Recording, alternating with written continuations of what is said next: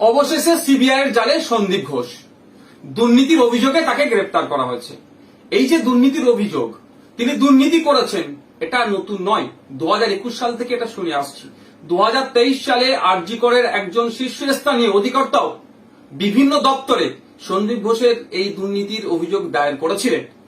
মুখ্যমন্ত্রীর নিজের দপ্তর থাকার পরও কেন এতদিন তদন্ত করা হয়নি? কেন সন্দীপ ঘোষ মহাশয়কে বারবার আড়াল করার চেষ্টা হচ্ছে? কি স্বার্থ এখানে লুকিয়ে আছে? কেন এই তদন্ত করা হয়নি? সিবিআই দুর্নীতির অভিযোগে তাকে গ্রেফতার করেছে।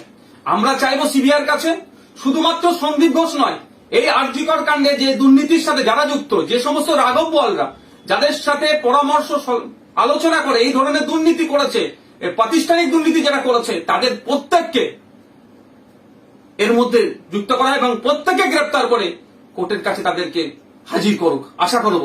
আর আমরা বারবার বলে আসছিলাম, তিলোত্তমার ধর্ষণ হত্যার শুধু নয়, এর পিছনে গভীর রহস্য লুকিয়ে আছে। আমার তিলোত্তমা দিদি নিশ্চিতভাবে এই দুর্নীতিগ্রস্ত নেতাদের, দুর্নীতিগ্রস্ত মানুষদের কিছু রহস্য রাজ জানতে পেরে গিয়েছিল, সেই জন্যই তাকে ধর্ষণ করে নৃশংসভাবে হত্যা করা হয়েছে। আমরা আশা করব সিবিআই এর মাধ্যমে আমরা ন্যায় বিচার পাবো এবং যারা দুর্নীতি করেছে, দুর্নীতির সাথে যারা যুক্ত, প্রত্যেকে সর্বোচ্চ শাস্তি পাবে।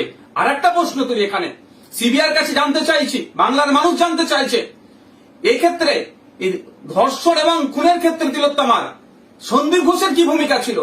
তার এখানে তিনি কি মাস্টার মাইন্ড প্লে করেছেন বা কি ভূমিকা তার ছিল খুন হয়ে যাওয়ার পিছনে বা ধর্ষণের পেছনে? সেটাও দ্রুত জনমানুষে আনুক।